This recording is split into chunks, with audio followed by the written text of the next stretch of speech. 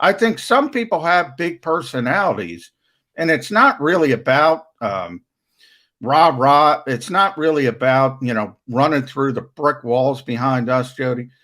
But it is about taking over the room and getting people to follow. Jalen Hurts, I say that all the time. That's his biggest strength, but he does it in a different way.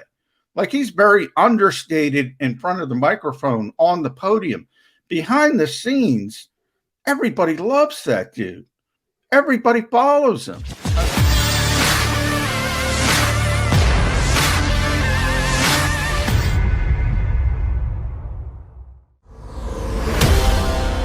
Guess on my part, it's the Mac and Mac guys. Jody McDonald along with my partner John McMullen.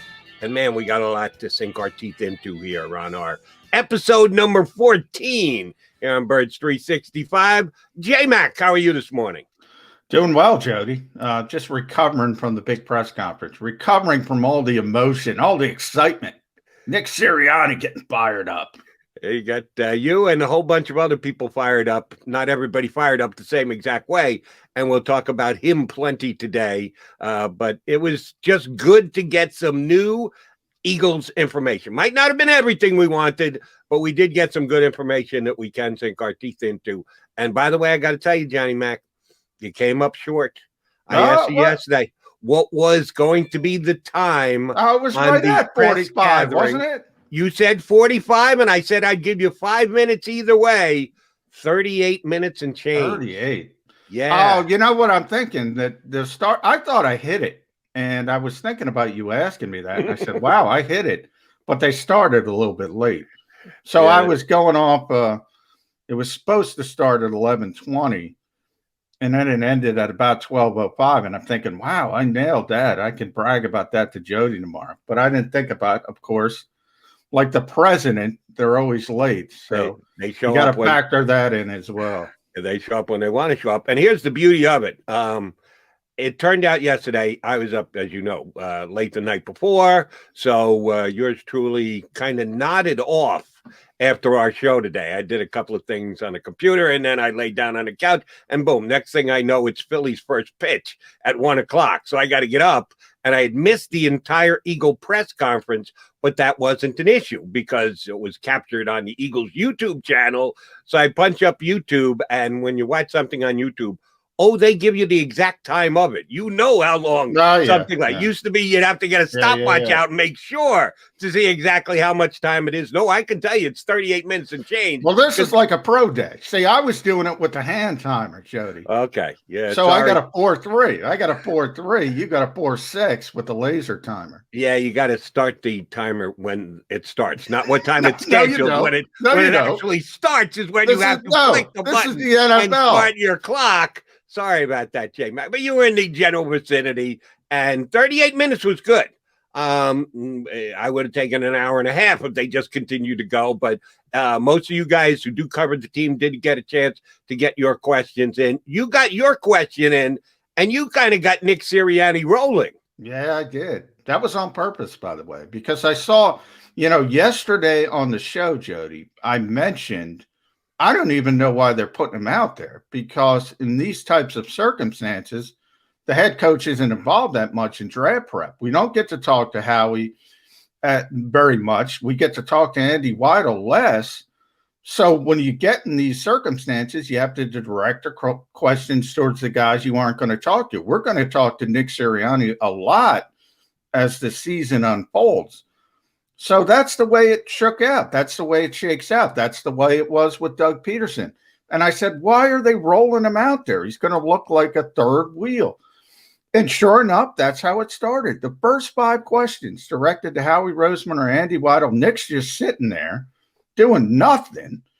I can picture reporters starting to type already saying, what the hell is this guy? He's not involved, blah, blah, blah. Same thing happened to Doug Peterson. And then all of a sudden, in question, I think it was 5, he just kind of took the floor and ran with it and just almost stole the mic. Obviously everybody had their own mic, but he just said, you know what? I'm going to start talking. So I said, this is pretty interesting.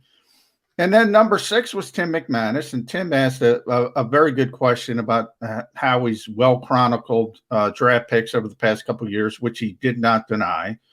So then I was up and I followed up on that, and I said in a second part, Nick, and I just asked him a question about how his role is different versus what he was as an assistant in the draft prep. Pretty basic question. And he just took the football and ran with it. As he likes to say, put his foot in the ground. Right. And just took over the press conference. And by the way, Jody, I thought it was a breath of fresh air. He brought Howie Roseman and Andy Weidel looked like they got bad news. They looked like they wanted to be anywhere but on that dais. And all of a sudden, Nick Sirianni, screw this, we got to do it anyway. And he had some fun, and he explained some things. I know a lot of people took it the wrong way, and I don't understand that. Rock, paper, scissors. People are killing him for that. And I think it's funny, Jody, because you have a guy bringing you in a little bit, giving you a nice little story, and people are ripping him to shreds, and you wonder why the average head coach in this league doesn't say anything. Well, that's an example why Andy Reid doesn't say anything, because the minute you show a little personality, everybody's jumping down your throat. I just hope Nick Sirianni's not paying attention. I just hope it doesn't change him. I think it's a breath of fresh air. I really do.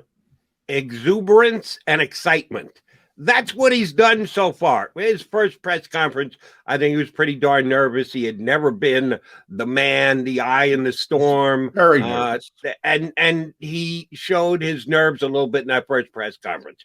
But since then, his media availabilities have been entertaining, exuberant, and excited. And I think they're honestly just his emotions. I think that's the coach. I don't think he's on acting. a show. No, I don't think he's putting on a show, or he's Robert De Niro in his prime.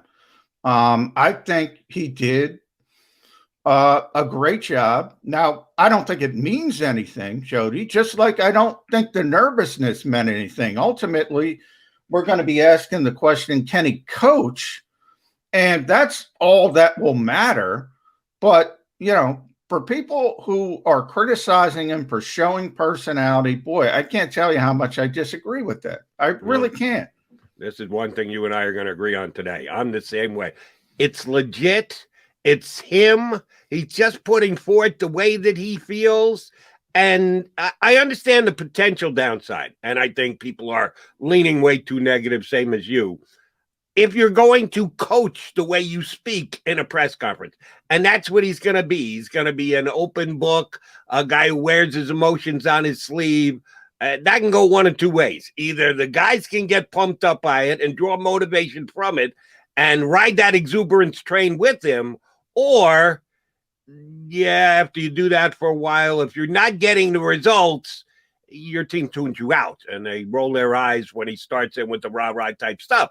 We don't know which way it's going to go yet. It could go either way, but people are saying as if it's a given that this rah-rah stuff is not going to work when he gets in the clubhouse. You got to act like an NFL head coach. Well, there's more than one way to skin a cat.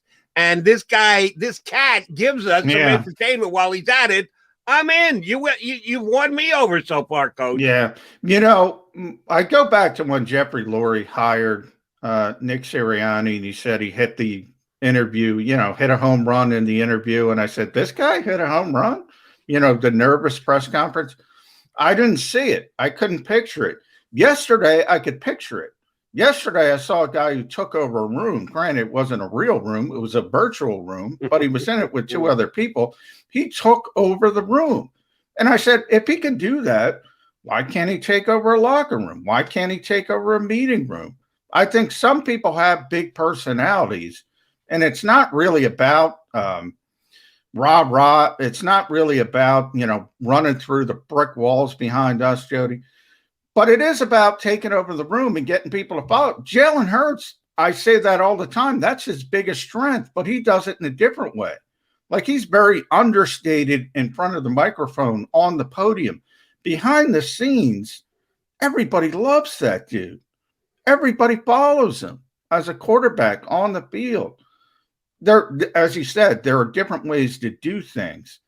In the case of Nick Sirianni, I saw for the first time what Jeffrey Lurie said, that this guy hit a home run because he took over that press conference. He took over that room, and he shouldn't have even been involved.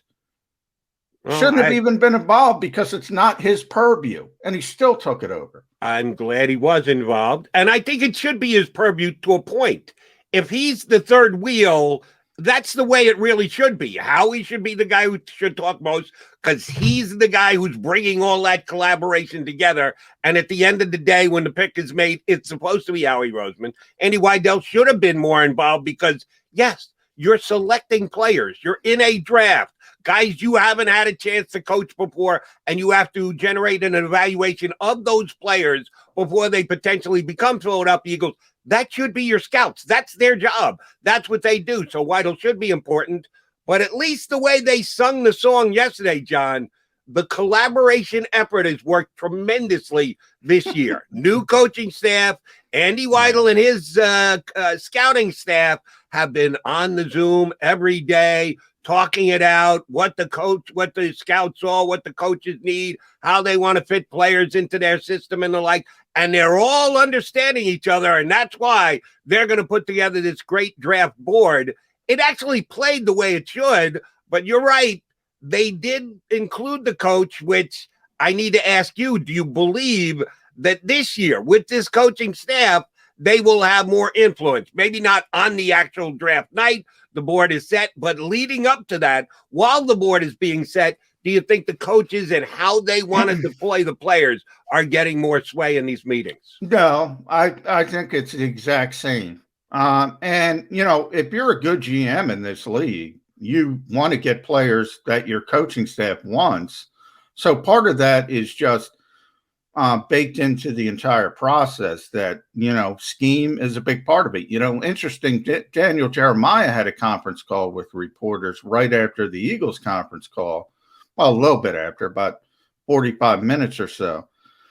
And, you know, he mentioned, look, when I do this, I'm a 33rd team. I'm a made-up team. I'm not considering, in a lot of instances, scheme and what the coaches want. As a GM, you have to consider that. So how he considered it with Doug Peterson, he considers it with Nick Sirianni, Andy Weidel as well. So I don't think anything has changed from that perspective. I think the big disconnect with the Eagles has been and will continue to be sort of the two camps. I think, you know, coaching and scouting, I think they're married. They're together. You know, Andy Weidel wants to find players for Nick Sirianni. He wanted to find players for Doug Peterson. That's what he wants to do. Then you have the analytics part of it. You have the owner. You have the GM. Think about, Jody, you've been around for a long time. Think about when Jody first became, think about when Howie first became the GM. Remember Jeffrey Lurie's explanation? Well, we go back and Howie would sort of do a shadow draft, and his board was better than the real board. That's what he said.